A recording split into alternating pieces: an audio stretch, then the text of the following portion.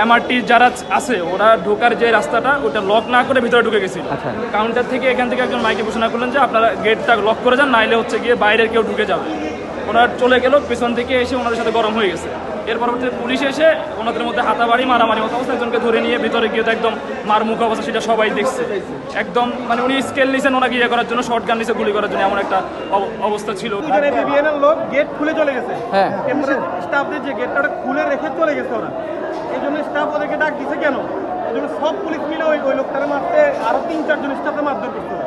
এখানে গুলি করে দিত, শর্ট গান নিয়ে নিচ্ছে, মানুষজন ভিডিও করতেছে, এই জন্য তারা আর কিছু করতে পারে।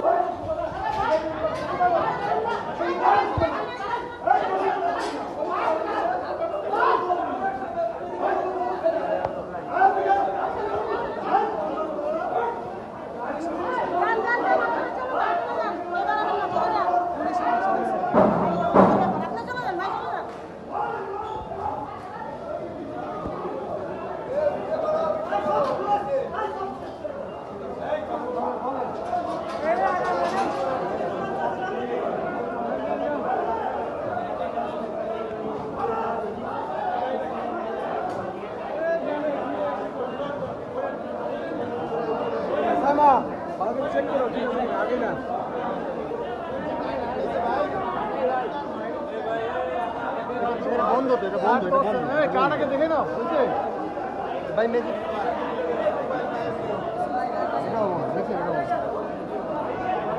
খুলে দেন না।